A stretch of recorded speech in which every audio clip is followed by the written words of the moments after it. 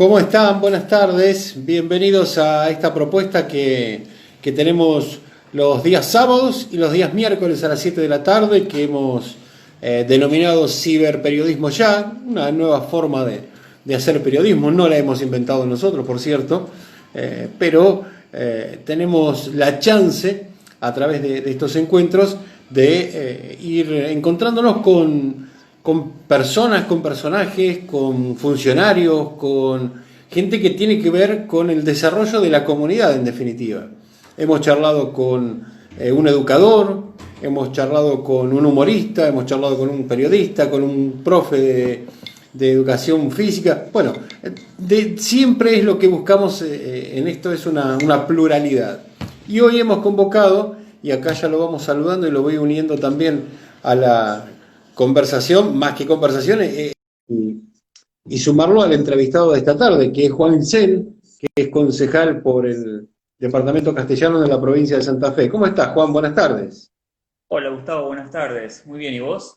Bien, bien, bien, un gusto poder charlar. Siempre es lindo charlar con vos, porque eh, muchas veces coincidimos y otras veces por ahí tenemos distintos puntos de vista, pero a veces en el disenso me parece que es donde se consiguen lindas opiniones y por ahí se puede empezar a construir algo, ¿no? Así es parte de la democracia construida a través del disenso, ¿no? Distintas opiniones llevan a construir grandes cosas y esto puede ser una de esas. Juan, ¿cuántos años tenés? 28, 28. ¿Y militás en política desde cuándo? desde los 18 años. Mirá Política vos. partidaria de los 18 años, ¿no? Pero ya desde mucho antes participando en otras actividades siempre vinculadas a la ayuda del otro, ¿no? Que es lo que siempre nos viene preocupando y ocupando. En el colegio eras de esos que por ahí participaban en el centro de estudiantes o que trataba de organizar algunas actividades. ¿Te gustaba ese tipo de cosas? Exactamente. Lo que era más específico lo mío, la cooperativa escolar.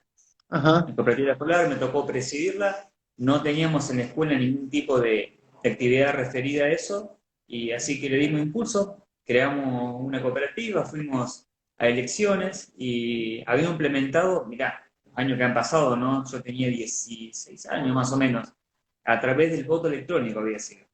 En la sala de Oh, computación pasaban todos los alumnos a votar. Así que mirá si hace 12 años ya y hoy en día ya se empieza a hablar un poco de lo que es el voto electrónico a nivel país. Se ha implementado y probado en algunas provincias, pero miramos, ¿no? Juan, ¿la política qué es? ¿Es una profesión? ¿Es una vocación? ¿Es un empleo? ¿Qué es, en definitiva, la tarea que hace el político en la política? ¿De qué se trata? Para mí la política es la herramienta de transformación social. La política es lo que nos da la oportunidad a nosotros de generar oportunidad en el resto de las personas. ¿Y por qué digo siempre la política y no, por ejemplo, la economía? A ver, Ujú. el mercado no crea ni escuelas ni hospitales. Eso lo hace el Estado. Y nosotros a través de la política, de nuestra política, porque tenemos una política partidaria, ejecutamos políticas que van de la mano con eso. Por eso la política para mí es la herramienta de transformación social. Es la que da oportunidades, la que incluye y la que genera ese ecosistema amplio donde estamos todos ahí adentro y nos desarrollamos libremente. Juan, muchas veces, creo que esto es a diario, el político se ve vilipendiado de una manera increíble por la ciudadanía, en definitiva, por aquel que va a votar. El político, la política a mí nunca me dio nada, el político roba. ¿Cómo se convive con eso? Porque vos, por un lado, estás tironeando para hacer algo por la comunidad y en ese tironeo está incluido aquel que te vive criticando a vos y a todos los que tienen una función pública. Lo que pasa es que desde el Estado tenemos que administrar recursos. Los recursos son finitos. Más hoy, con esta situación que estamos atravesando, que es una crisis mundial, tenemos que administrar escasez. O sea que no es fácil, ¿no? O sea, quien tiene un recurso, hoy tenemos que ir del Estado y decirle tenés que aportar para quienes no tienen un recurso pueden estar en un punto de partida igual al resto, como ocurre con la educación. Y sí, se da esta disyuntiva donde pueden decir que el político es esto, el político es lo otro, no la política, ¿no? no la política, porque la política no tiene que ser la mala palabra. Se cuestionan siempre a los políticos que han tenido antecedentes y vaya si lo hay en la historia, ¿no? Ujú. Bueno, yo con eso la verdad que no me referencio, sí puedo defender y bancar mucho lo que yo hago, que es mi política, estar con la gente, es la propuesta que genero, las que llevo adelante, el estar con el otro, que me ocupe y generar ese ecosistema que yo decía antes. Va por ese lado para mí la política. Y sí, genera contrapuntos, alguien que te dice, a mí nunca me da nada, a mí esto, a mí lo otro, y la realidad es que si uno se pone a pensar, puede ser que quienes paguen sus impuestos al día digan, a mí no, nunca me hacen nada. No, lo que pasa es que el Estado también te está garantizando que tus hijos pueden ir a la escuela y no paguen por el docente, que Ujú. puedan ir a la universidad pública y gratuita. El Estado también avanza con el mantenimiento de las rutas, con el nombrado público, con la recolección de los residuos. Es muchísimo más amplio que únicamente generar esas condiciones. Y, como dije antes, administrar la escasez, que es algo que nos pasa ahora en esta situación donde, por suerte, tenemos un Estado nacional alineado al Estado provincial y local que generan ciertas políticas económicas para poder salir adelante, porque esta situación nos lleva puesta a todos si no la generamos, no la enfrentamos entre todos juntos. Juan, ¿esta situación nos lleva puesto a todos o ya nos está llevando puestos a muchos? No, no sé si es el caso mío, pero digo, por ahí en esto no está bueno ser autorreferencial. Pero vos sentís desde tu lugar que esta situación se llevó puesto a algunos ya. Sí, sí, sabemos que hay cierre de empresas, sabemos que hay personas que se han quedado sin su puesto de trabajo, pero también nosotros tenemos la obligación de trabajar para que eso no siga ocurriendo, de generar las condiciones necesarias para que se sostenga ese puesto de trabajo, para que esa pyme o esa gran empresa no cierre, porque el daño que se va generando es cada vez mayor. Como te dije antes, hay sectores por ahí menos golpeados que otros, eso es una realidad, también no se puede negar, pero hay sectores también que son un poco más beneficiados. Y ahí es donde tenemos que pedir un esfuerzo para poder ayudar al resto. Me voy a poner los anteojos que mucho no me gusta usarlos, pero bueno, es una cuestión de coquetería porque pero mira la cantidad de mensajes que desde que empezamos a charlar, hay gente que se ha conectado, que te va saludando y en estos encuentros nos gusta mencionarlos porque la gente se toma en su rato para poder estar cerca del entrevistado, porque lo conoce, porque le interesa el tema que se va abordar. Bueno, mira, por acá veo a Jonathan Vallejos que se unió, veo a Sebas Lucastic que está saludando. A ver, pero ya Ah, te por ahí digo, está Karen. infinidad. Bueno, Karen es mi novia, ¿no? ¿Eh? Karen es mi novia, se sumó también. Está bueno, mirá, pero hay gente, qué sé yo, por ejemplo, Walter Fernández, que yo sé que es de Mar del Plata y se suma y se interesa Claro, por claro. estos temas. Saludos a la- Seba Franchino veo por acá. Marcos Anacabe, Gisela Promero, César Palavecino. Leía por ahí, decían, bueno, buen político. Están todos los mensajes ahí para que se lean, ¿no? Siempre está al lado de gente ayudando, dicen por acá también.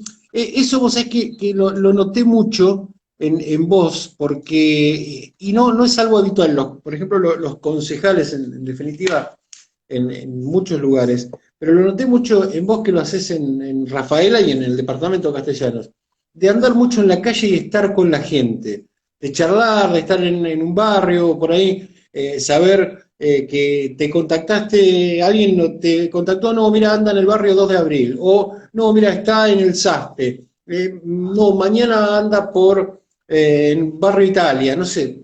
Sos de trabajar mucho en la calle y eso está bueno porque no es muy común, se perdió hace mucho tiempo, muchos años te diría, ¿eh? Es que esa es la política que tenemos que llevar adelante, Gustavo.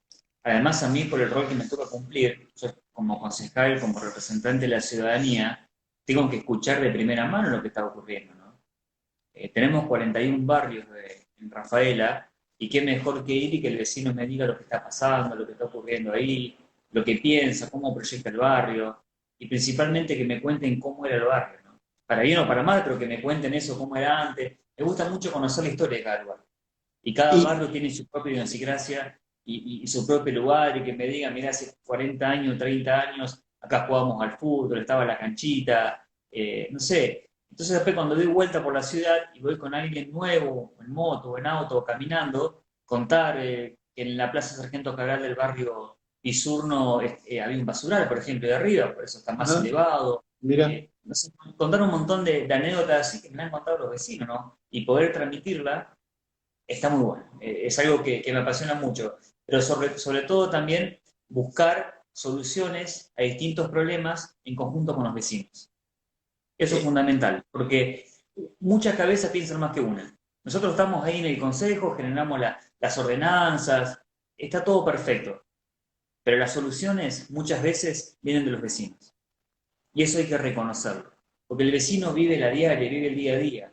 Y así como te digo el vecino, también pasa lo mismo con el sector comercial, ujú. que atraviesa una determinada situación y que te dice, a mí esto no me sirve o a mí esto no me suma. Entonces, ¿para qué vamos a generar determinadas políticas públicas que sabemos que ese sector no nos van a beneficiar? Entonces, ¿qué mejor que el comerciante, por ejemplo, la persona del rubro, de primera mano te diga, a mí esto me sirve o no me sirve, o deberían hacerme esto? Y eso es lo que yo hago a diario. Por eso recorro toda la ciudad. Y también con un equipo que en esto me apoya y me acompaña siempre. Mira, bueno, Seba está ahí conectado, Ujú. el Ale Burgos, que lo veo también conectado, una persona en la cual me referencio muchísimo en lo que es en todos los sectores y los barrios de la ciudad, que conoce muchísimo, y ahí es lo que nos permite llegar a nosotros como políticos con alguna respuesta, con alguna solución, que es acercar el Estado a las personas. Ese es el objetivo nuestro. La gente tiene un Estado, ¿no es cierto? Bueno, ¿para qué? Para que le solucione o le haga la vida un poco más sencilla, no para complicársela. Así que tenemos que trabajar en eso, en desburocratizar el Estado y ponerlo a disposición de las personas. Esta pandemia nos va a enseñar mucho. Una es esa cosa que te digo. Mira, Juan, dicen por acá, ojalá todos los políticos hicieran eso de escuchar a la gente, porque en realidad ese es su trabajo para poder solucionar sus problemas. Rescato entre tantos mensajes este, porque es una persona que vive en Mar del Plata. O fíjate, en una ciudad tan grande como Mar del Plata, donde tal vez se pueden armar equipos de trabajo mucho más grandes, donde la infraestructura, de hecho, por una cuestión territorial, es más amplia, eh, y lo está rescatando y está viendo a prácticamente 1000 kilómetros de distancia que es la forma, es el camino que vas transitando vos con tu equipo de trabajo, es la forma de estar cerca de la gente. A mí, por ejemplo, me encantó en el cierre de campaña que recorrieran cada uno, o sea, recorrieran, pero no todos los candidatos, o sea, vos con tu equipo, cada uno de los barrios, una cosa, y anduvieron a la madrugada, porque una cosa es recorrerlo, bueno, sí, pasaron por el Pisurno, pasaron por el barrio Sarmiento, no es que pasaron, la gente los estaba esperando, y eso son cosas que hay que rescatar, me parece, desde esta política en la cual muchos ya no quieren saber absolutamente nada, pero no con el estilo de política, sino con la política en sí. No, no, a mí con la política déjame, no quiero saber nada. No saben de qué se trata, pero por las dudas. Sí, pero mantenerse alejado de la política es lo que después te quita la posibilidad de decir, ah, pero me aumentaron la harina, me aumentaron el azúcar, me enoja esto, me enoja lo otro. La política es lo que te permite involucrarte y ser parte de esa toma de decisiones, ¿no? O sea, parte activa o parte de cuando uno va y ejerce el voto. O sea, es amplio, ¿no? Como tenemos que involucrarnos en todo. Y vos notás desde tus 10 años de militancia, en definitiva, que ha ido cambiando la forma, pero seguramente lo doy por sentado. ¿Y hacia dónde cambió o en qué porcentaje cambió? ¿Cambió para bien? En qué medida? ¿Y cambió para mal la política en qué medida? Hay una frase de Néstor que dice, cuando la juventud se pone en marcha, el cambio es inevitable. Creo que esa frase y con la primera presidencia de Néstor, después, cuando ya sabemos lo que fue todo el 2001, después del 2003, se empieza a dar una participación juvenil en la política muy grande. Y hoy lo vemos, a tal punto que yo fui electo con 27 años acá en la ciudad. Uh -huh. Y hay muchos jóvenes más participando en política en el resto de la provincia, del país, acá mismo en la ciudad, y no únicamente en cargos electivos así de elección popular a través del voto, del sufragio. Hablo de participar en una comisión vecinal, en asociaciones civiles, en los clubes. Hay muchísimas instituciones donde uno puede aportar lo suyo y devolver algo a la ciudad o al espacio del que forma parte. Así que se viene dando en una medida, los jóvenes vienen apostando un futuro y somos responsables también nosotros ya de dejar algo mejor a las próximas generaciones, así como usted también lo viene haciendo con nosotros. Juan, hace unos días en nuestro espacio hablamos con el secretario de Educación del partido de General Pueyrredón y bueno, nos contaba de cómo se ha tenido que modificar toda la estructura que tenían pensada para cuando asumieron en diciembre y cómo cambió en marzo. Yo me voy dando cuenta y te vengo siguiendo con que vos puntualizás mucho el tema educativo. Esa es la salida, ese es el camino, no es solo el trabajo, sino también la formación. Es la base. La base de la construcción de una sociedad es la educación. De eso no cabe ninguna duda. Mira, y sin ir muy lejos, ayer tuvimos una reunión con la comisión del Fondo Becario de la Municipalidad, la cual yo por ser concejal formo parte, y se han entregado becas a 166 alumnos y alumnas de la ciudad. Ajá. O sea, además de la situación que estamos atravesando, que es muy complicada en términos económicos, sabemos que hay un rojo en el Estado local, en el Poder Ejecutivo, en la municipalidad específicamente, bueno, se han entregado igual 166 becas. Y esto va a ser un dinero que va a contar todos los meses estas personas acá. Estudiantes universitarios, terciarios, incluso algunos de unos programas como el CEILA igual. O sea, y se ha mantenido todo esto acá para que los jóvenes puedan continuar, jóvenes y adultos. Me acuerdo un caso específico de una persona de 53 años estudiando recursos humanos en la UNRWA que recibió su beca, tiene los hijos y se va a recibir en poco porque está en el último año. Y esto viene a ser un paliativo para que pueda terminar sus estudios. O sea, es fundamental lo que estamos haciendo. Hay que continuar, no tiene que perder en el tiempo, es una política de Estado. Y eso es lo que tenemos que cuidar nosotros. Esto es lo que ningún partido político o las elecciones ni nada pueden cambiar. Es la estructura troncal de una sociedad en el cuidado de la educación. Y ahí tenemos que ir nosotros. Eso no se puede discutir nunca. Juan, ¿sentís que en este último tiempo hubieron sectores políticos que acercaron sus diferencias para por lo menos avanzar para salir de esta situación impensada en el mundo? Clarísimo. Lo estamos viendo. Lo estamos viendo con el pedido con anti-cuarentena. Y eso no suma. Que haya sectores que pidan que se termine la cuarentena sin importarle la vida de las personas no suma. No suma. Los problemas político-partidarios se resuelven de otra forma, pero no a través de este mecanismo que no nos lleva a nada. O sea, vamos a tener que lamentar víctimas si seguimos así, ¿no? Sí. Discutiendo esa política partidaria que no suma. Acá estamos hablando de algo que no es un problema únicamente en Rafael, en Santa Fe, en Argentina, un problema que es mundial y que claramente nos afecta a todos y que ha cambiado el paradigma. Hoy por hoy las cosas no van a ser más o no son más como eran antes. Hay que entenderlo. Hoy un comercio que está funcionando, ahora justo se dio la apertura del sector gastronómico, no va a poder recaudar en caso de que puedan funcionar o que tengan el 50% de su capacidad ocupada. No van a recaudar lo que recaudaban antes.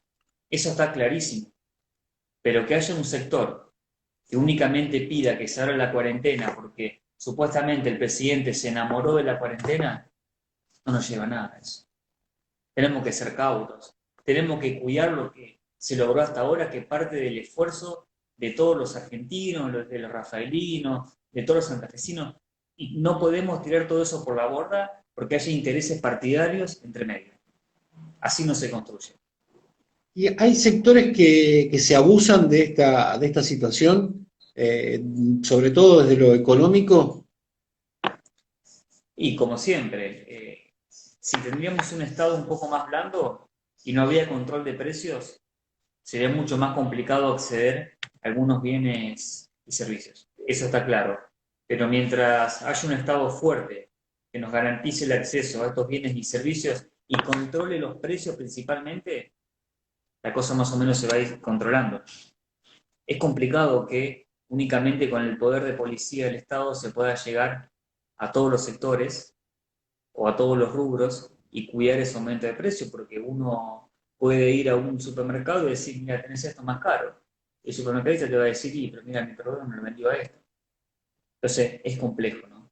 Pero necesitamos un Estado presente, fuerte, con políticas públicas claras, que acompañe estas decisiones y que diga, tenemos que cuidar también el consumidor. Esto es entre todos. Y para esto le va mucho de la participación del ciudadano. Por eso se abrieron infinidad de canales donde el ciudadano mismo puede hacer las denuncias. Mientras me voy haciendo un matecito con Sí, miel. sí, yo estoy a full, obviamente, con el mate también. El ciudadano puede hacer las denuncias por sobreprecio, por desabastecimientos, y después el Estado va a ese comercio, hace una inspección y evalúa esa denuncia realizada por el vecino. Por eso es importante que todos aportemos en esto. Imagínate, sería imposible poder llegar con un equipo a toda la ciudad e inspeccionar todos los comercios. No se llega. Eh, Cuando recién citabas a Néstor Kirchner y traías esa frase, digo, bueno, estás obviamente encolumnado por ese sector. ¿Qué sentís cuando se habla de populismo en forma totalmente despectiva a todo nivel, ¿no? O sea, porque decir populismo, hay una manera de decirlo, pero decir populismo de la forma que se dice en algunos sectores en la Argentina es casi defenestrar a un sector, ¿no? Mira, hay frases o palabras que se ponen de moda, o que los medios de comunicación las ponen de moda, y es para defenestrar algún sector. Y si vamos específicamente al término populismo, el expresidente fue populista. Ujú. Y te digo una sola medida, aumentó en 1 millón de personas los beneficiarios de la asignación universal por hijos. Política que yo reivindico. Entonces es un populista, ¿o Eh, no? ¿Crees que perdimos? Porque alguno podrá decir que la década ganada no existió, pero dejando, o sea, se terminó esa década ganada y arrancaron 4 años de qué? De tiempo perdido, de tiempo utilizado en la desorientación o de un tiempo utilizado para algunos sectores minúsculos en la Argentina.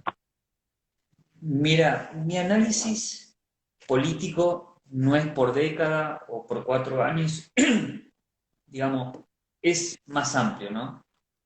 Si volvemos un poco a la historia, que la historia nos ayuda a entender el pasado para comprender el presente y prevenir el futuro, podemos ver, por ejemplo, el plan quinquenal de Perón, ¿no? Ajá. Ese plan quinquenal por 5, era un Sí, plan sí, de sí. 5 años. Y vemos las consecuencias positivas que tuvo a largo plazo. Yo no sé si década ganada o década perdida. Lo que sí creo que tampoco estaba todo tan bien como lo decía 678 y ni tan mal como lo decía Clarín. Tenemos que reconocer que, a ver, Argentina es un país enorme en dimensión territorial, que tenemos muchísimas provincias, que somos un país federal y que estamos constituidos como tal. Y que eso no es tan sencillo de administrar, así porque sí.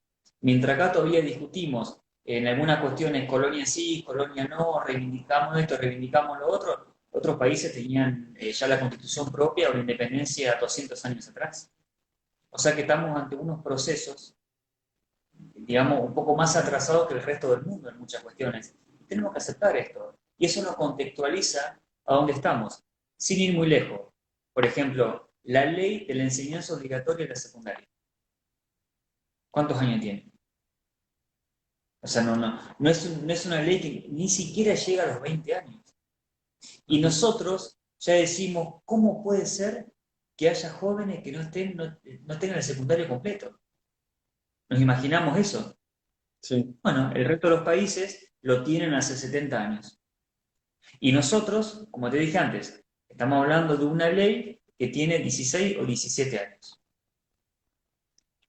De la Estamos... enseñanza, o sea, de la obligatoriedad de la secundaria. Sí, sí, sí, sí. O vos fíjate, ¿no? Por ahí que estamos un poco más atrasados, ¿no? Sí hemos tenido cosas fantásticas, por eso digo que es mucho más amplio el análisis de decir una década ganada, una década perdida. No, es mucho más amplio. Hemos progresado en algunos aspectos, quizá no tantos en otros. Merecemos otras cosas, sí, merecemos cosas mejores también, es cierto, pero el argentino y nosotros siempre nos hemos caracterizado por trabajar y por salir adelante. Claro ejemplo, crisis del 2001. Mirá a lo que hemos llegado al trueque, que eso es de antaño, ¿no? Y sin embargo salimos adelante y lo vemos ahora, 19 años después. Pero recordemos lo que fue el 2001 al 2003, cuando el país toma esa velocidad y empieza a crecer. Y se inserta en el mundo y todas las políticas públicas que Néstor viene a generar después en el país. Ese es el análisis que tenemos que hacer, que es mucho más amplio también, ¿no? Después tuvimos la crisis del 2008, 2013, hace un contexto amplio. Después, vos hacer referencia también al expresidente. Yo creo que en términos económicos no acertó con las medidas, y sin embargo en esto yo pensaba, digo, Macri, buen administrador y mal político. Y sin embargo el expresidente fue un mal administrador, desde mi punto de vista, ¿no? Un Sí, mal sí, seguro. administrador y un buen político. Porque cuanta ley mandó el Congreso, un Congreso que en ese entonces lo lideraba la oposición, la sacaba las leyes. Entonces, en eso tuvo cintura, se manejó. Y también había que ser respetuoso porque había llegado al gobierno a través del voto popular. La gente había decidido que el país tenía que tomar otro rumbo. Bueno, eso era lo que tuvimos. ¿Que nos hizo mal? Yo creo que sí, que nos hizo mucho mal.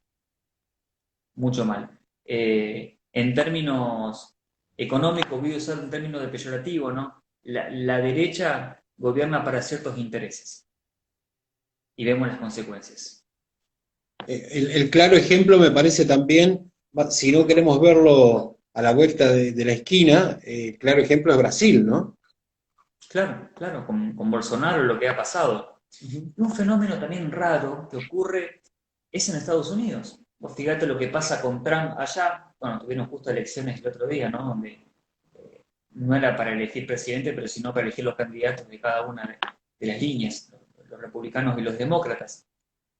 La gente lo sigue defendiendo. En términos económicos, el país, bueno, ahora ha caído por esta consecuencia del coronavirus, pero previo a eso, en términos económicos, el país venía creciendo como no lo hacía hace 50 años.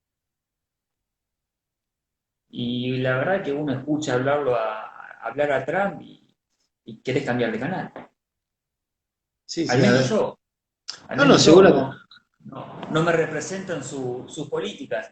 Y es una política que en Argentina se venía aplicando antes de estar cerrado. Porque seguramente Hillary tenía la política más intervencionista. En cambio, Trump le dijo, nos cerramos, priorizamos acá adentro. Que esa es la dicotomía también que hay entre Estados Unidos y China. A ver, China, ¿qué hace? Pone sus productos en el mercado mundial, pero no invade territorios.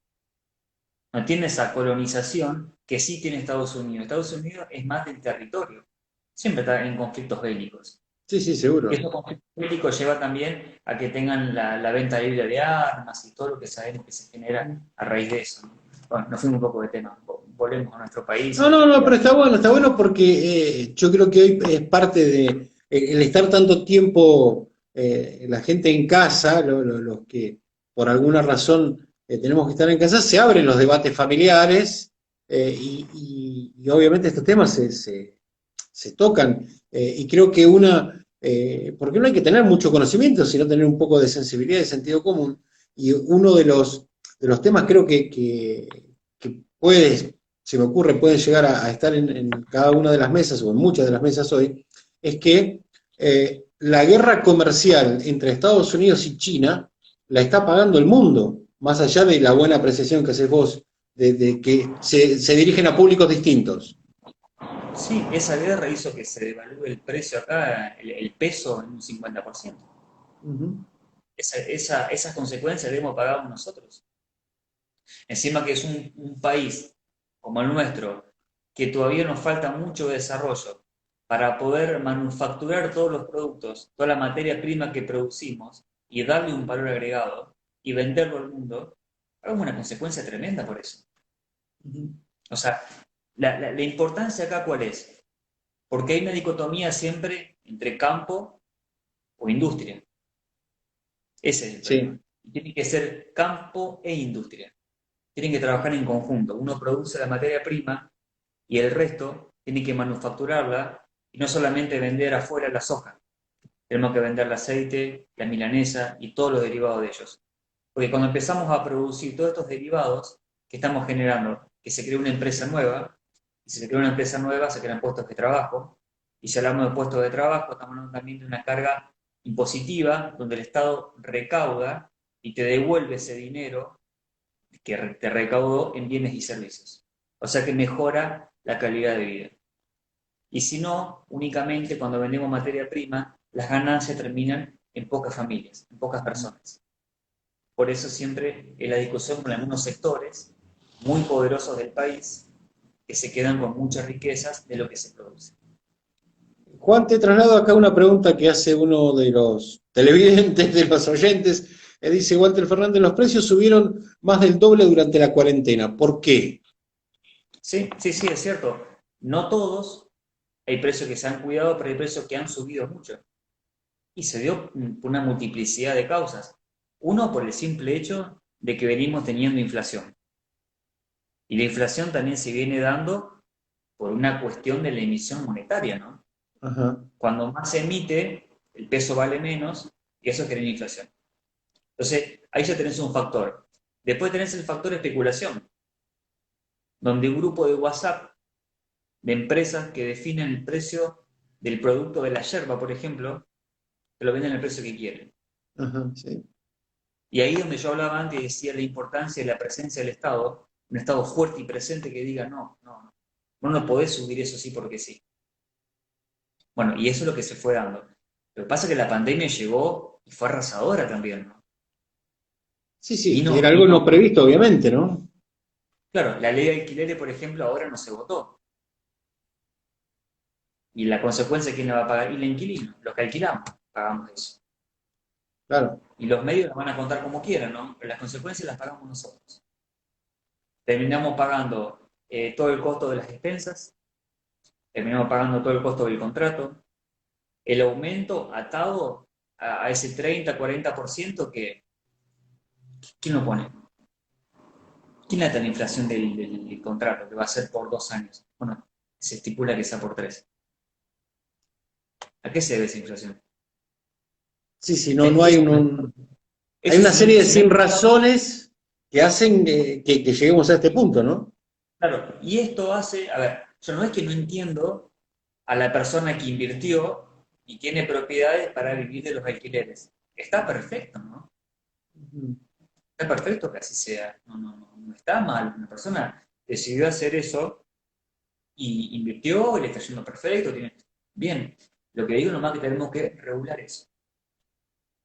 Tiene que estar regulado para que todos podamos convivir en ese ecosistema que te dije antes, que el Estado regula, que los bienes y servicios tengan al alcance de todos, las oportunidades también, así como la educación, la salud, todo. Y cada ciudadano va aportando lo suyo adentro de todo eso. Te traigo nuevamente al pago chico, digo, sin ánimo de ofender a nadie, ¿no? Digo, participaron los concejales, los que están actualmente en funciones, de la primera sesión virtual en la historia de la Argentina, o sea, de la Argentina, obviamente, De la el ciudad. departamento castellano, de la municipalidad, o sea, desde el recinto, una cosa muy, muy rara, ¿no? Exactamente, esto se dio hace más o menos, la sesión fue hace un mes, creo. Sí, un Sí, más o mes, menos. 3 semanas. Ujú. Sí, tuvimos la primera sesión virtual, fue algo completamente nuevo, tuvimos que ayornarnos a lo que la situación amerita y ahora ya volvimos al recinto, estamos trabajando en las comisiones allá. A ver, para el que no sabe cómo es la función del concejal, nosotros los lunes a las 8 de la mañana, los lunes, los martes, los miércoles, todos los días, a las 8 de la mañana, nos juntamos en comisión. Nos juntamos los 10 concejales y ahí ingresan todos los proyectos presentados por todos los concejales o si el Poder Ejecutivo, o sea, si la municipalidad eleva un proyecto Ajá. de lo que sea. No sé, o nos anuncia algo, lo eleva todo al Consejo. Bueno, ingresa todo, así que ahí a través de distintas comisiones que están creadas, nos ponemos a ver cada una de ellas. Leemos, el secretario lee el proyecto, ahí lo debatimos, esto, se incorporan cosas, se sacan otras, llegamos a un acuerdo común con la firma de 2 concejales, no importa el partido que sea, el proyecto pasa al recinto para que el día jueves a las 9 de la mañana sea tratado en la sesión. La sesión. Bien. Sesión ordinaria se llama. Todos Ajá. los jueves a las 9 de la mañana, sesión ordinaria. Si una sesión fuera de este día o fuera de esta hora, es extraordinaria. Bien. Extraordinario como la palabra lo dice. Y se Así llama que ahí ordinaria porque tiene un orden, digamos, establecido. tiene un orden ya establecido en el Bien. reglamento interno del Consejo. Eso Ese es está bueno, porque el término ordinario a veces hasta parece peyorativo, pero bueno, no lo es, obviamente, ¿no? no, no, pero es por el cumplimiento nomás del horario y los días y todo ya preestablecido en el reglamento interno del Consejo. Una vez que tratamos esos proyectos, se debaten, después de ahí continuamos porque hay muchísimas comisiones más. Después los concejales integramos comisiones en conjunto con el Poder Ejecutivo. Ajá. En mi caso, por ejemplo, estoy en la comisión de becas, que tiene que haber un concejal del oficialismo y un concejal de la oposición. Bueno, la concejal de la oposición es Alejandra Zagardoy, Ujú, sí. la cual también integra esta comisión de becas. Nos juntamos con la secretaria de Educación de la municipalidad y demás integrantes también del área de educación y resolvemos, por ejemplo, el monto a pagar, algún caso puntual que nos llega a nosotros al consejo o que la secretaría misma tiene y dice, tenemos que a esta persona incluirla. Bueno, vemos todas esas cuestiones puntuales. Así como está esa comisión, después, yo digo las mías, por ejemplo, a ver, la comisión de transporte. Ajá. Está la Comisión de Transporte para ver el aumento del transporte, para ver la implementación de la SUBE, de las terminales de carga. Bueno, todo eso ahí llega ahí. Y después uno se va enterando de cosas que a veces uno no entiende por qué están, ¿no? Pero que a simple vista generan cierta duda de decir, pero sería distinto esto, aquello. A ver, ¿por qué, por ejemplo, no ponemos todos los minibuses que funcionen con otro combustible que no sea el común? Ajá. Porque cuando se compran los vehículos nuevos, tienen 2 años de garantía. Entonces no se pueden convertir a biodiesel. Mirá vos. O sea, Sí, sí. podemos comprar biodiesel nosotros, que es más barato que el diésel común, y lo más importante, menos contaminación del medio ambiente, pero a los minibuses nuevos, por la garantía de 2 años, no le podemos poner biodiesel. Y Ya, estamos ya hablando que. que se empieza a producir acá en el parque industrial. Ajá. Entonces, esas son las cosas por ahí que uno va aprendiendo, que sinceramente yo tenía de conocimiento. Y así como de esas, un montón de cosas más. Una que salió la semana pasada, que aún todavía no vi los chicos cobrando, la zona de almacenamiento de la SEC, Sí. zona de almacenamiento controlada. La gente muy enojada con que el Estado local iba a empezar a cobrar. Hubo un pedido también del centro comercial para que esto sea así. Y cuando yo pregunto, digo, che, pero no es momento para cobrar la SEC. Y cuando me dan la respuesta dije, claro, tienen razón. ¿El pedido por qué viene? Porque las personas que trabajan en el centro van en auto al centro, ahora que no pagan la SEC, lo dejan enfrente de los comercios, y quienes quieren ir a hacer una compra al local No tiene no lugar. tienen nada. Ujú. Entonces estamos afectando el mercado interno, el comercio, perdón, por esa situación. Entonces así descomprimimos Y quienes van a trabajar al centro dejan el auto a más de 2 cuadras, estacionado porque por ahí viven lejos, el transporte público local no está funcionando, o sea que por ende no se puede ir en un minibús, pero deja más lejos, caminan 2 cuadras y los comercios pueden seguir funcionando y quien quiere ir a comprar, pero si demora mucho tiempo, paga 1 hora y hace su compra sin ningún problema. ¿Cómo ves, Juan, esto de estas salidas de fin de semana, de poder movilizarse hasta 30 kilómetros, de tener pequeñas reuniones familiares entre amigos, la práctica de los deportes ahora, siempre que no haya contacto, bueno, manteniendo ciertas normas de bioseguridad? Sí, el comité de crisis departamental de acá de Rafaela estableció que se puede ir a hacer visitas familiares en todo el departamento. Eso yo incluso lo anuncié hoy, salió por los medios y seguramente mañana va a estar en todos los medios publicados ya. Pero Sí, bueno, sí, sí. lo comento por acá. El decreto provincial establece 30 kilómetros, como bien vos lo decías. O sea, que estoy leyendo el decreto. Muy bien. Muy bien. Es importante leer siempre todo. Sí, Todo sí, lo que salga, lo que tengo en la mano, hay que leerlo. Eso es fundamental. Lo veo bien. Creo que es un momento para poder reencontrarse con nuestros seres queridos, porque la situación ahora la vimos un poco más liviana, pero acá te voy a dejar una frase, y para quienes están escuchando, espero que se la graben y que la puedan repetir. Antes, una irresponsabilidad personal tenía una consecuencia personal. Por ejemplo, no usar el casco, tenía un accidente en la esquina, te rompía la cabeza a vos. Hoy, una irresponsabilidad personal tiene una consecuencia colectiva.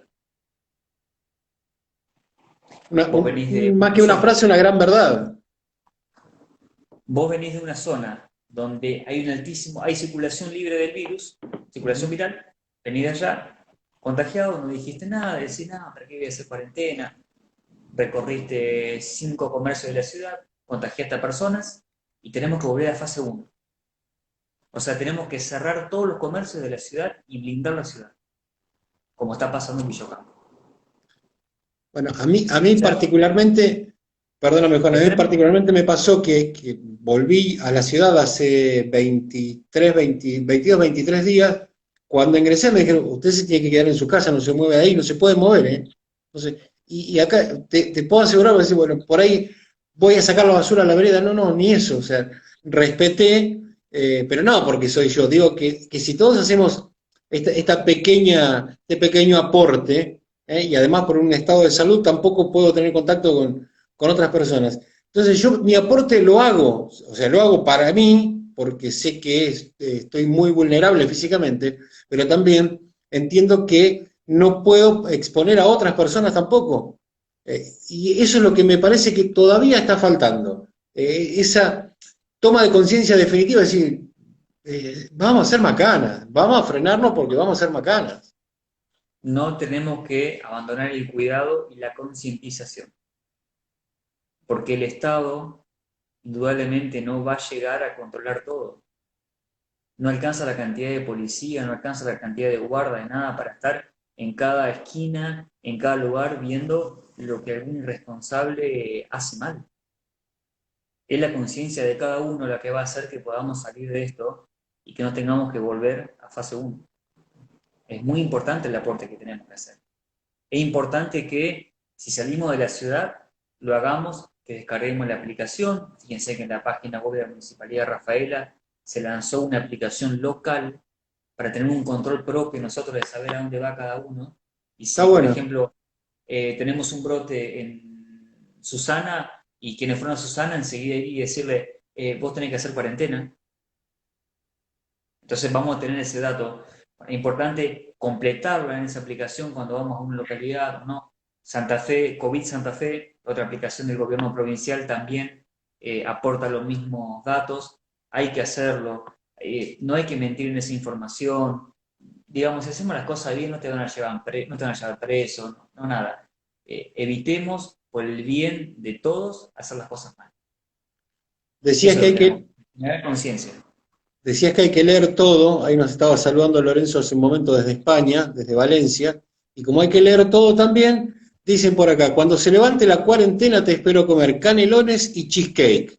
Así que vamos a leerlo también a Ah, esto. pero por favor, eso me des una captura después, a ver quién lo dijo. Pero sí, sí, sí, que cuente que sí. Que me mande Bueno, un privadito, ¿no? de todos modos, creo que esto encuadraría dentro de estas reuniones así amistosas, así que es cuestión de No, porque organizarlo, creo. no es familiar, así que no puedo. Ah, bueno, bueno, pero ahí entra el argentino, el argento, no el argentino, el argento. Bueno, pero decimos que somos primos.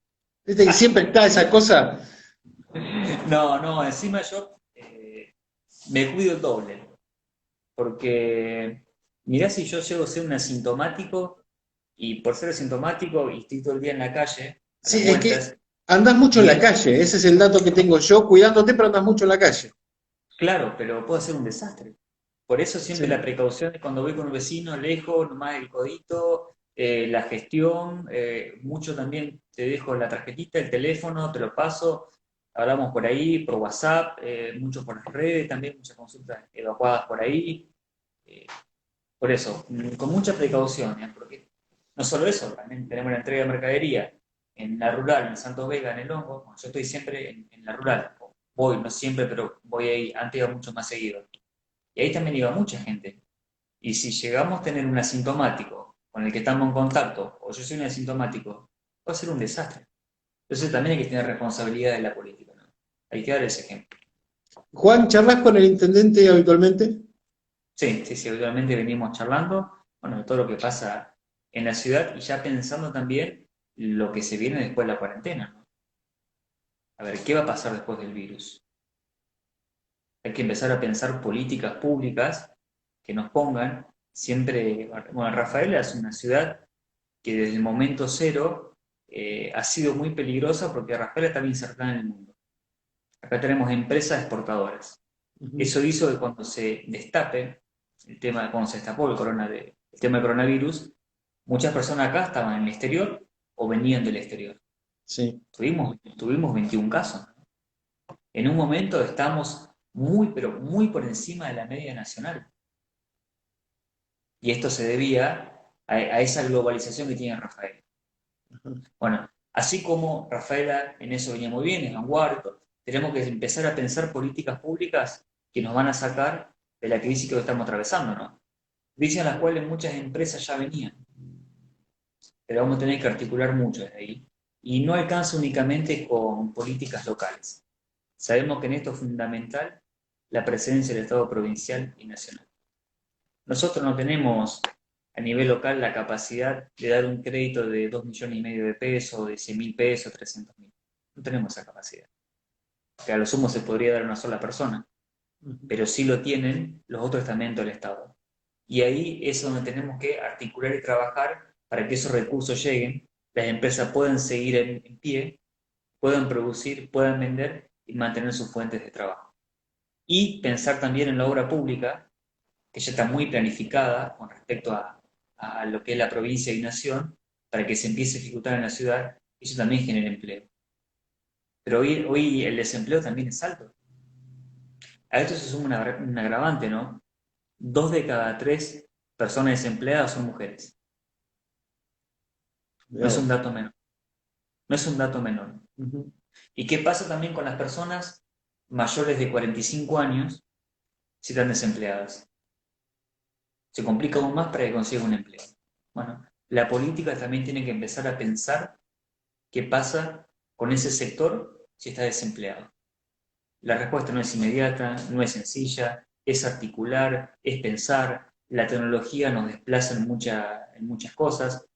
Hoy lo que se mandaba a hacer a Brasil, una impresora 3D lo puede hacer acá en Rafaela, pero esa misma impresora 3D también va a hacer que lo que hace un torno lo haga también la máquina, eso quita puestos de trabajo y se suma a la situación que estamos atravesando. O sea que hay muchas más cosas también que vamos a tener que seguir profundizando y trabajando desde lo local, la discusión política, ¿no? Y en esto no hablo de una distinción partidaria, hablo de una gran mesa pensando a ver cómo salimos adelante. Y bueno, y después seguramente habrá posiciones sí partidarias, pero bueno, seguramente saldrá lo mejor. Y nosotros en esto siempre corremos con una desventaja del consejo. También es cierto y es importante decirlo, de los 10 concejales que somos, solamente 3 somos del justicialismo. Claro, 6 son de Cambiemos y uno del Frente Progresista Cívico y Social. sí. O sea, no podríamos ni siquiera aprobar una ordenanza por voluntad propia. No tenemos los votos para eso.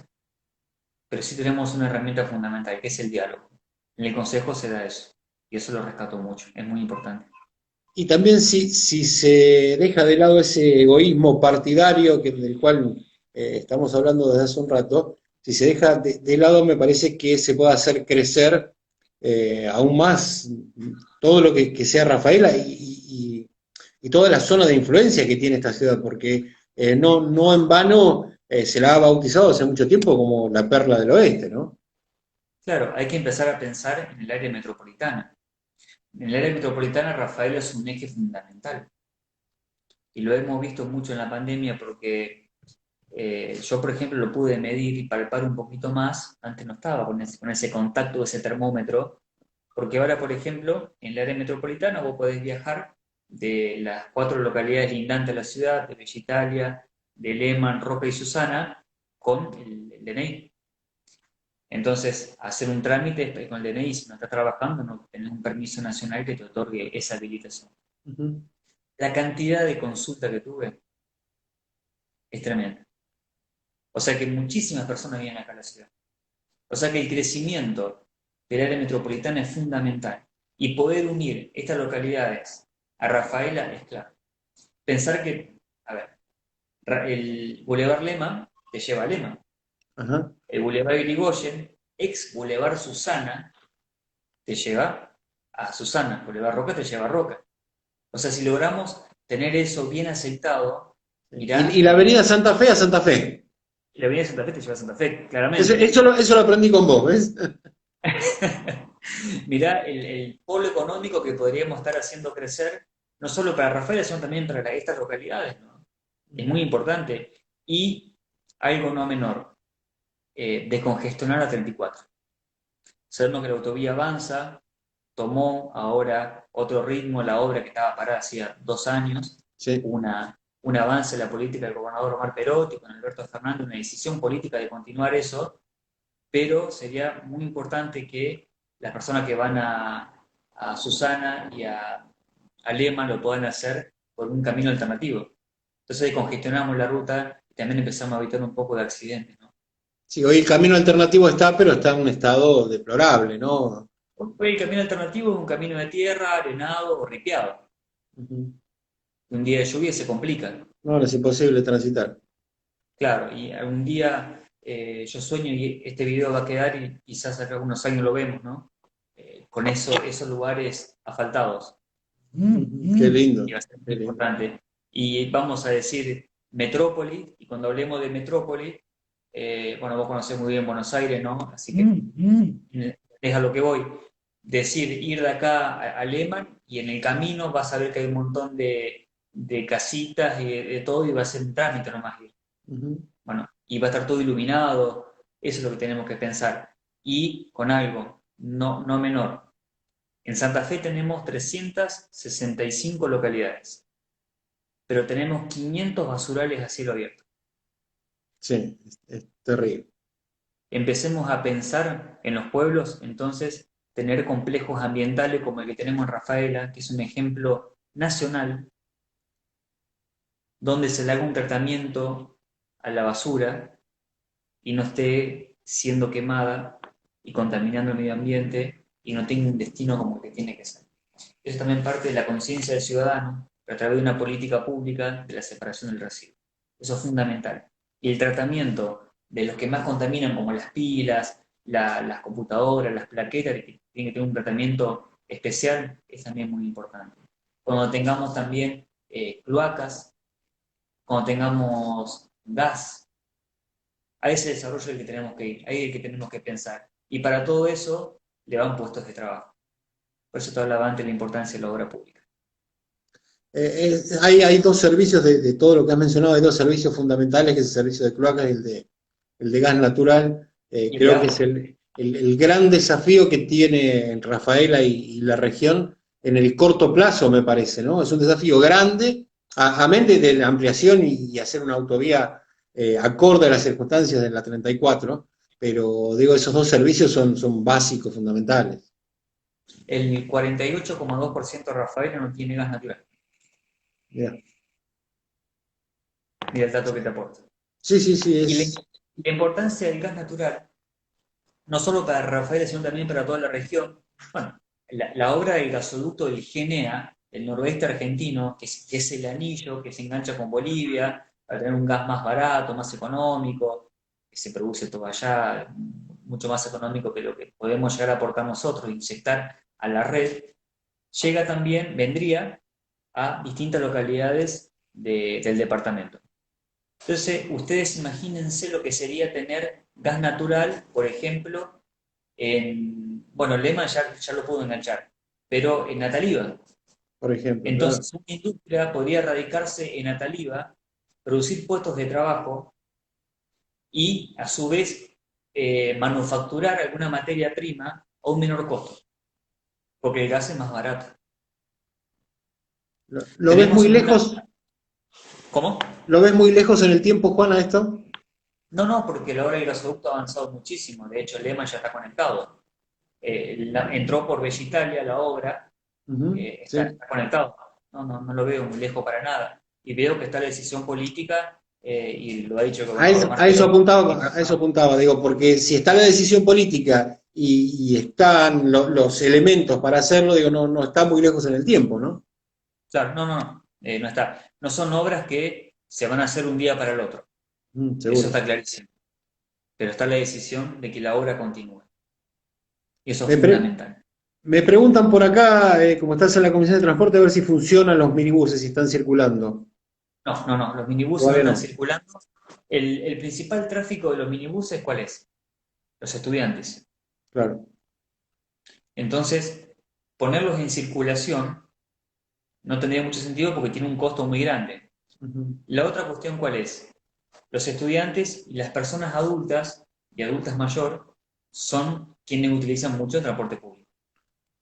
Entonces pondríamos en riesgo nosotros mismos, del Estado, a estas personas. Por eso la decisión de cortar con el servicio de transporte público local. Lo que no implica que si todos seguimos haciendo las cosas bien, se puedan llegar a habilitar en un futuro algunas líneas o algo. Pero por el momento no están funcionando. Juan, te agradezco mucho este contacto, la verdad que se nos ha pasado casi una hora y ¿Tanto? sí, sí, sí, sí, sí. Aparte estoy de algún modo traumatizado con Instagram, voy controlando el tiempo porque si no a la hora te corta, te dice, le quedan 30 segundos y tenés que despedir al invitado, ¿viste? Y queda violento, ¿viste? Dice, bueno, che, nos vamos, bueno. Nunca hice una entrevista tan grande, tan larga así en Instagram. De hecho, nunca hago vivo. Nunca. Nosotros adoptamos esta opción que nos da Instagram, que está bueno porque vamos charlando con gente de distintos lugares del país que nos van aportando cosas y nos van dejando cosas. Y lo bueno es que después vamos viendo cómo se va replicando las reproducciones durante la semana y van generando interés y esa es la idea de esto, ¿no? Qué bueno. Así que bueno, te agradezco, Gustavo, por la invitación, por permitirme contar lo que estamos haciendo acá en Rafaela y específicamente por dar mi punto de vista y mi opinión sobre muchas cuestiones que quizás quienes están del otro lado pueden o no estar de acuerdo. Pero como digo siempre, no se trata también de pelearnos entre todos, se trata de que cada uno dé su punto de vista, de lo que piensa. Estamos en democracia y como consejo digo, tenemos que defender políticas y no políticos. Y después, a la vista, van a estar los resultados de todo lo que se está haciendo. Un gran abrazo, Juan. Nos estamos viendo. Cuando se pueda nos vamos a ver. Cuando se Chao. pueda, nos vamos a juntar a comer algo. Seguro, Chau, chau. seguro, seguro. Un abrazo grande. Juan Sen, concejal del Departamento Castellano de la provincia de Santa Fe, charlando con nosotros en nuestro espacio Ciberperiodismo. Acá, espera que ya algo he tocado. Bueno, ya estamos sobre el límite de la transmisión que nos permite Instagram. Les decimos que el próximo miércoles, ¿sí? El miércoles 10 de junio, vamos a estar charlando con Gustavo Galera, director técnico de fútbol, psicólogo, para que nos cuente un poco cómo se vive hoy en el ámbito familiar y por qué no deportivo en toda esta situación de pandemia, y charlaremos como con casi todos un popurrí de temas. Gracias por haber compartido este espacio con nosotros. Hasta la próxima.